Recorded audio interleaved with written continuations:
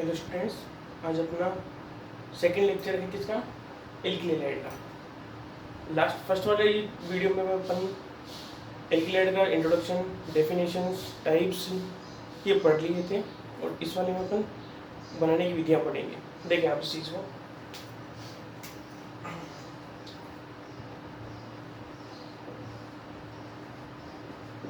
Method of preparation of alkyl halide. जो alkyl halide जो होता है उसके टाइप्स जनरली क्या है, 6 टाइप के होते हैं, लेकिन अपन को डिस्क्राइब रूप से अपन अलग अलग पढ़ लेते हैं एक बार। आप उसको देखें और अच्छे से समझें उस चीज़ को।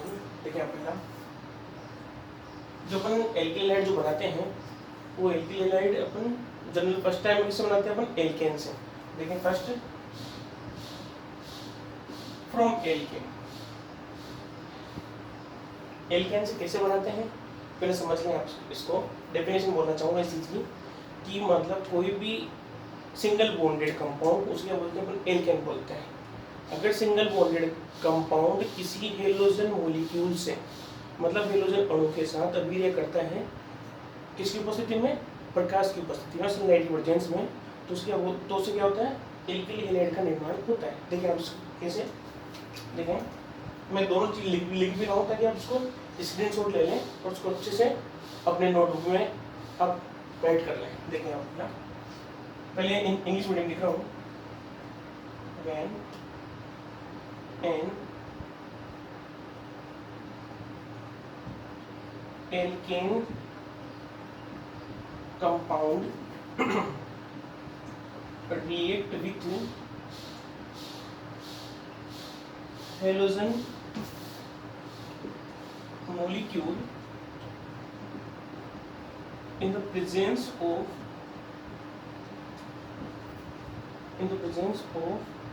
sunlight, then alkyl halide are formed।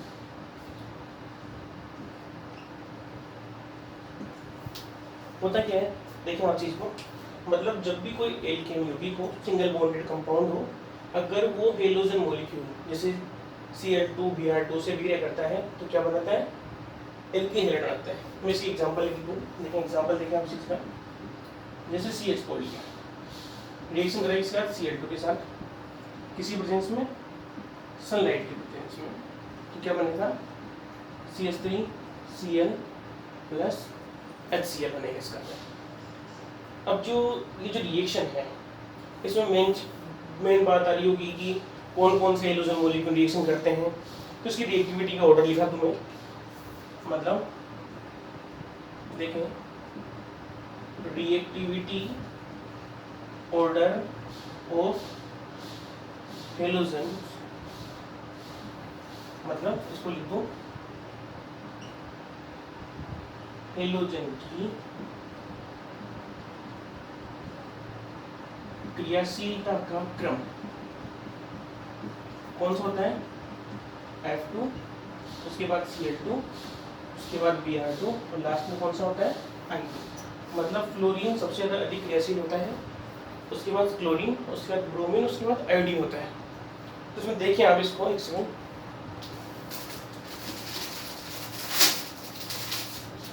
ऊपर रफ कर देता हूँ मैं। देखो अब आप सोच रहे होंगे कि मैंने क्लोरीन क्यों लिया, मैंने फ्लोरीन क्यों नहीं लिया, तो इसमें क्या है, कुछ केस हैं। देखिए आप केस फर्स्ट देखें पहले, मतलब कोई भी एल्केन कंपाउंड फ्लोरीन के साथ कभी भी क्रिया नहीं करता है। क्यों नहीं करता है, क्योंकि फ्लोरीन जो होता है वो बहुत अधिक क्रियाशील होता है, और क्रियाशील अधिक होने के कारण जब भी मान लो कोई टेस्ट ट्यूब या परखनली के अंदर मैं एल्केन की और फ्लोरीन की अभिक्रिया कराता हूँ, तो उस कंडीशन में क्या हो जाएगा, वो टेस्ट ट्यूब या परखनली की क्या होगी, टूट जाती है। इसलिए बहुत अधिक क्रियाशील होने के कारण फ्लोरीन की अभिक्रिया अपन नहीं कराते हैं जनरल कंडीशन में। तो रिएक्शन किसी करेंगे अपन, क्लोरीन और ब्रोमीन की। आयोडीन की रिएक्शन जनरल कंडीशन में नहीं होती है। देखें आप इस चीज़ को, किसकी रिएक्शन करें मैंने यहाँ पे, Cl2 की, और एक मैं इसे Br2 की अभिक्रिया करा सकता हूँ। और आगे चलता हूँ। जो रिएक्शन अपन ने ली वो कौन सी रिएक्शन है? फ्री रेडिकल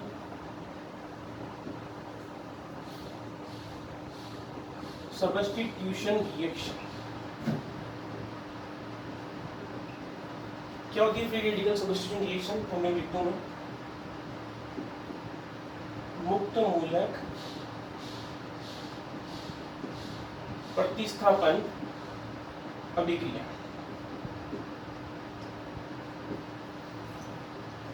कुछ समझ आ रहा होगा नाम से, प्रतिस्थापन। प्रतिस्थापन होता है क्या? मतलब सब्स्टिट्यूशन होता है क्या है? मतलब कोई भी कंपाउंड में या कोई भी रिएक्टेंट या अभिकारक है मेरे पास, उस अभिकारक की मैं अभिक्रिया कराता हूँ, तो जिस अभिक्रमक के साथ अभिक्रिया कराता हूँ, जिस अणु के साथ अभिक्रिया कराता हूँ, उसमें क्या होता है? किसी भी बंध में परिवर्तन हुए बिना कोई दूसरा समूह उसके स्थान पर कोई दूसरा समूह जुड़ जाता है। देखिए जैसे मैंने यहाँ पे अभिक्रिया करी CH4+Cl, तो यहाँ से एक हाइड्रोजन बाहर निकल गया और उसके स्थान पर एक Cl आके जुड़ गया, तो क्या हो गया? हाइड्रोजन का प्रतिस्थापन किसके द्वारा हो गया? क्लोरीन के द्वारा। तो इसको क्या बोलते हैं? प्रतिस्थापन अभिक्रिया। अब ये जो प्रतिस्थापन अभिक्रिया है वो अगर मुक्त मूलक के द्वारा होती है तो उसको बोलते हैं मुक्त मूलक प्रतिस्थापन अभिक्रिया कहते हैं। मैं इसकी मैकेनिज्म बताना चाहूंगा, तो आप देखिए।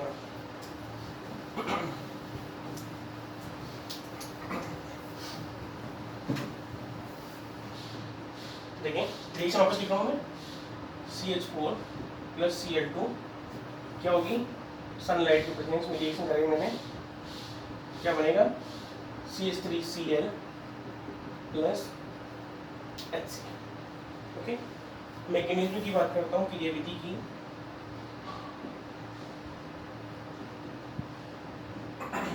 क्रियाविधि देखें आप इसकी जो क्रियाविधि होती है मुक्त मूलक प्रतिस्थापन प्रकार की, वो 3 पदों में संपन्न होती है। देखिए आप, पहला जो स्टेप है, मतलब यहाँ लिख दूं मैं, यह है क्रियाविधि 3 पदों में संपन्न होती है। This mechanism complete in 3 steps. First step की बात करना चाहूंगा। फर्स्ट स्टेप कौन सा इसके अंदर? पहले चेन इनिशिएशन स्टेप, मतलब श्रृंखला प्रारंभिक पद। आगे समझो, मतलब इस क्रिया मुक्त मूलक प्रतिस्थापन जो क्रियाविधि है उसका पहला पद अपन पढ़ रहे हैं, कौन सा? चेन इनिशिएशन स्टेप या श्रृंखला प्रारंभिक पद। इसका आइडेंटिफाई अपन कैसे करेंगे?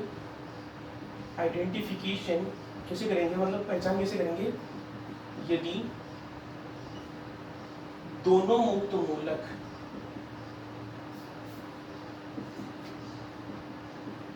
उत्पाद की ओर दिखाई दे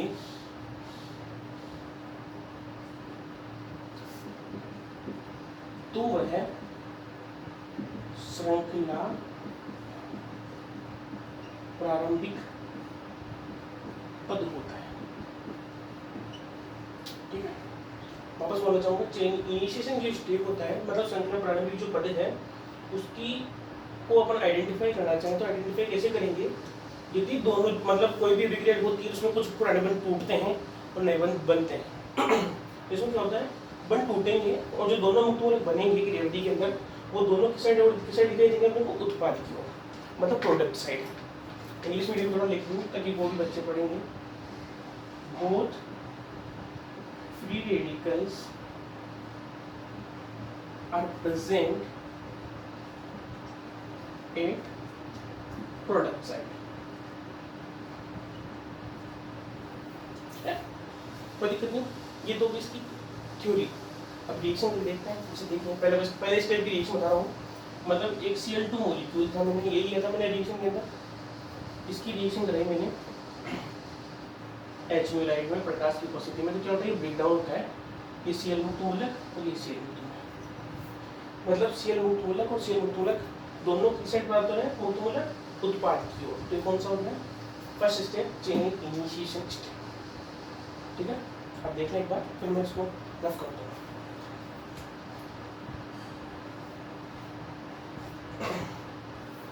चलिए सेकंड स्टेप देखें। सेकंड स्टेप,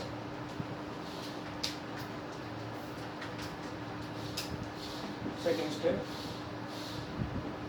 कौन सा होता है? Chain elongation step.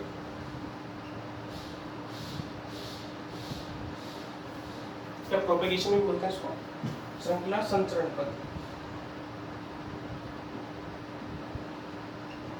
श्रृंखला संचरण पद। आइडेंटिफिकेशन, यदि दोनों मुक्त मूलक, इसमें क्या होगा? उत्पाद की ओर, इसमें थोड़ा चेंज करता हूँ मैं, देखें। यदि दोनों मुक्त मूलक में से एक मुक्त मूलक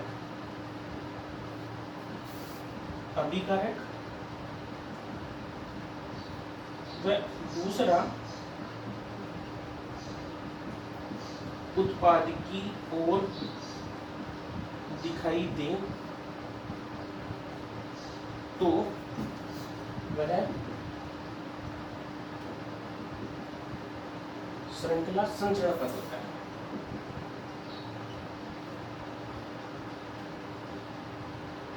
संचरण पद होता है, ठीक है। इंग्लिश मीडियम बात करना चाहूंगा।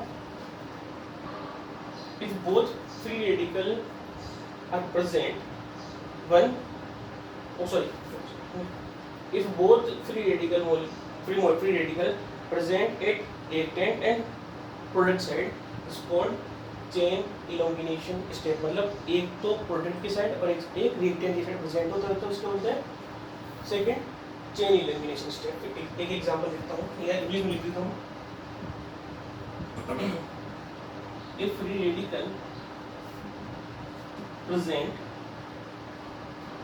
at reactant and product side, okay. चलिए एग्जांपल करते हैं। जैसे मैंने लिया CH4, तो क्या होगा? इसकी रिएक्शन करें Cl फ्री रेडिकल के साथ, तो क्या बनेगा? CH3 free radical plus HCl। कोई दिक्कत नहीं आ सकता। अब बहुत सारे के दिमाग में ये चीज़ आती होगी कि यहाँ पे रेड CH3Cl क्यों नहीं बनाया, PCl तो एडी कर रहे थे, H बाहर निकाल देते हैं। लेकिन होता क्या है, मतलब कुछ कंडीशन ये ऐसा कुछ सोच रहे होंगे, ये वाली कंडीशन ये रिएक्शन नहीं कंप्लीट आती, H को Cl को एड कर देते हैं, पहले वाली रिएक्शन बचा दी, तो एक से अपन यहाँ यूज ले किया एड रिएक्शन कंप्लीट कर देते हैं। ऐसा पॉसिबल नहीं होता है, ये स्टेप गलत है। क्यों? क्योंकि हाइड्रोजन फ्री रेडिकल फॉर्म में अनस्टेबल होता है, तो हाइड्रोजन की अनस्टेबिलिटी के लिए ये मुक्त अवस्था में नहीं पाया जाता। अतः ये क्या करता है, हाइड्रोजन फ्री रेडिकल जल्दी से जल्दी बॉन्ड फॉर्म करता है। इसलिए सबसे पहले क्या होगा? HCl फॉर्म होगा, CH3 फ्री रेडिकल बचा रह जाएगा, ठीक है। आगे चलता हूँ थर्ड स्टेप पे। देखिए आप थोड़ा सा इसको एक बार देखिए।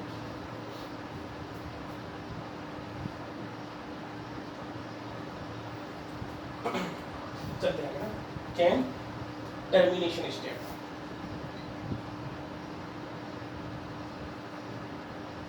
चेन टर्मिनेशन स्टेप, श्रृंखला समापन पद, मतलब खत्म हो रहा है लास्ट में, है ना। लेकिन जो खत्म कर रहे हैं इसकी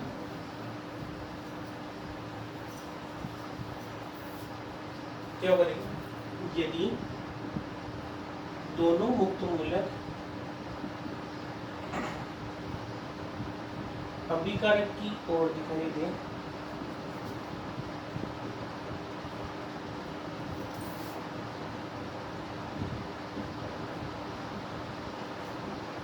तो उसे श्रृंखला समापन पद कहते हैं। मतलब क्या हो गया, वापस बताना चाहूंगा। दोनों जो फ्री रेडिकल थे उनकी साइड क्या देंगे? एरो के लेफ्ट साइड, मतलब अभिकारक की ओर दिखाई देंगे। इंग्लिश मीडियम में बताना चाहूंगा। If both free radical are present it reactant side. Okay, example लेता हूँ उसका। आई थिंक मैकेनिज्म का स्टेप CH3 फ्री रेडिकल बचा हुआ था अपना और एक Cl फ्री रेडिकल बचा हुआ था, तो क्या बनाएगा CH3 Cl। अब आपने देखा होगा बीच में 2 Cl भी लिए थे अपन, एक Cl एक्स्ट्रा लिया था, तो एक Cl फ्री रेडिकल क्या बना लेगा Cl2 बनेगा। बहुत रेयर कंडीशन में जब क्या हो CH3 फ्री रेडिकल और CH3 फ्री रेडिकल एथेन भी बनता है बिल्कुल ट्रेस अमाउंट।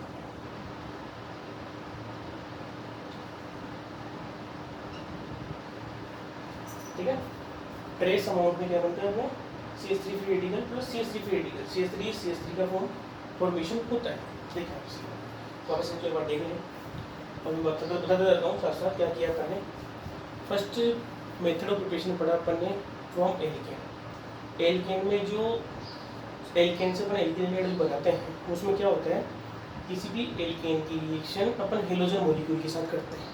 तो जैसे हेलोजन मॉलिक्यूल के साथ करेंगे किसी प्रेजेंस में, सनलाइट के प्रेजेंस में, तो क्या बनता है एल्किल हैलाइड का निर्माण होता है। उसके बाद इस क्या होता है, हेलोजन 4 प्रकार के हैं, F2, Cl2, Br2 और I2। फ्लोरीन जो होता है सबसे अधिक क्रियाशील होता है, लेकिन इसी क्रियाशीलता इतनी अधिक होती है कि जब भी कोई रिएक्शन कराते हैं तो क्या टेस्ट ट्यूब भी फूट जाती है। ठीक है, तो पूरा क्या होता है डिस्ट्रॉय हो जाता है ऑक्सीजन का। फिर आता है Cl2, Br2, इसमें इजिली बिहेव करते हैं, I2 इसलिए इजिली बिहेव नहीं करते हैं। ये कौन सी मैकेनिज्म है, free radical substitution reaction. Mechanism कितने स्टेप होती है, 3 स्टेप में। पहला श्रृंखला प्रारंभिक पद, चेन इनिशिएशन स्टेप। इसमें क्या होता है, आइडेंटिफाई दोनों फ्री रेडिकल प्रोडक्ट की साइड और उत्पाद की ओर दिखाई देते हैं। उसके बाद चेन इलोंगिनेशन स्टेप, इसमें एक फ्री रेडिकल रिएक्टेंट साइड अभिकारक की ओर, एक दूसरा उत्पाद की ओर दिखाई देता है। और थर्ड है चेन टर्मिनेशन स्टेप। इसमें क्या होता है, दोनों जो फ्री रेडिकल जो हैं वो केवल अभिकारक की ओर दिखाई देते हैं। ये एग्जाम्पल, ठीक है, आगे चलते हैं। Second method of preparation.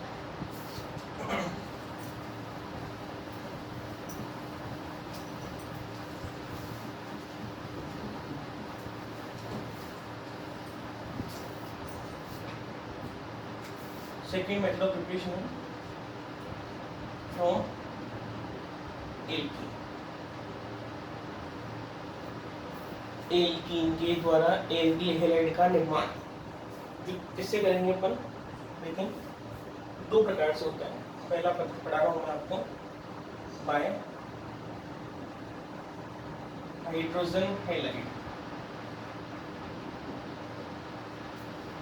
मतलब हाइड्रो हैलाइड के द्वारा।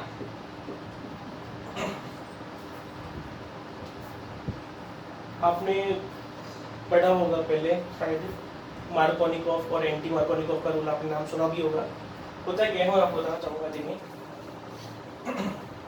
पहले मैं रूल बता दूँ, फिर आगे एग्जाम्पल की ओर चलूँगा। तो होता है, एक तो होता है Markovnikov's rule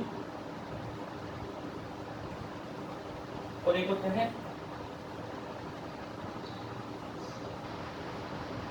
anti Markovnikov's. Markovnikov और एंटी मार्कोनिकॉफ का रूल आपने नाम सुना होगा आपने।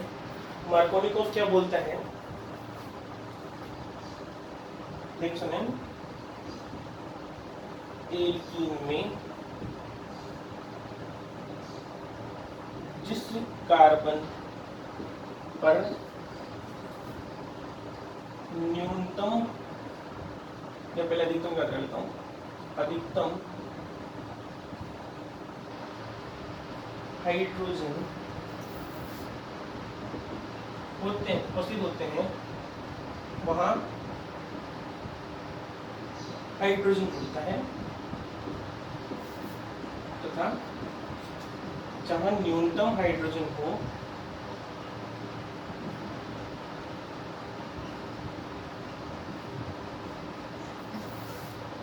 वहाँ हेलोजन समूह होता है।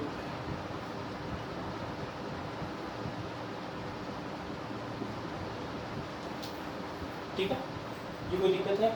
या तो कोई प्रॉब्लम नहीं आएगी ना। सेकेंड है एंटी मार्कोनिक कोफ। इंग्लिश मीडियम में मैं लिख नहीं रहा हूँ, मैं बता देता हूँ कि कोई भी अगर एल्कीन है तो उसमें क्या होता है, डबल बॉन्ड जिन दो कार्बन के बीच में होता है, उन कार्बन पे अगर जिस कार्बन पे अधिक मैक्सिमम नंबर ऑफ हाइड्रोजन हो वहाँ तो हाइड्रोजन ऐड होता है, और जहाँ नंबर ऑफ हाइड्रोजन कम होते हैं वहाँ क्या होता है, हेलोजन ग्रुप अटैच होता है। ठीक है, एग्जाम्पल की बात कर लूँगा अभी मैं एंटी मार्कोनिक कोफ की रूल भी बताता हूँ आपको। इसका क्या होता है, जस्ट अपोजिट है। एंटी मार्कोनिक कोफ क्या है, इसका जस्ट अपोजिट है। यहाँ क्या बोल रहा हूँ मैं, एल्कीन में जिस कार्बन पर अधिकतम हाइड्रोजन उपस्थित होते हैं वहाँ हाइड्रोजन जुड़ता है, तो उसमें क्या हो जाएगा, हेलोजन जुड़ेगा। ठीक है, एल्कीन में जिस कार्बन पर अधिकतम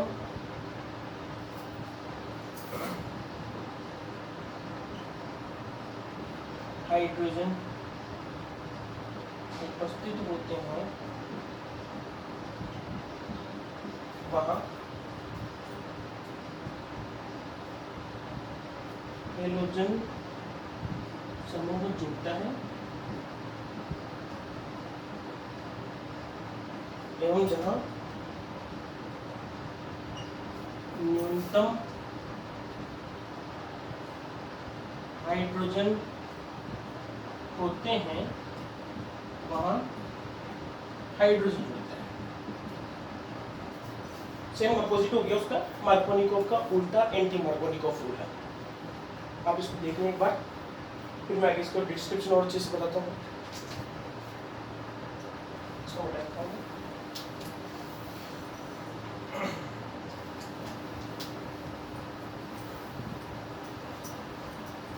अब ये तो पक्का है कि जहाँ हाइड्रोहेलाइड्स दिखेंगे आपको मार्कोनिकोव एंटी मार्कोनिकोव का रूल लगाना है, लेकिन आइडेंटिफाई कैसे करेंगे, कहाँ कौन सा लगाना है, तो देखें।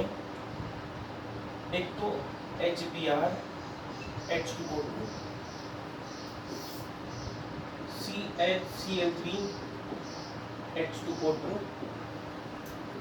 और CCl4 H2O2 तीन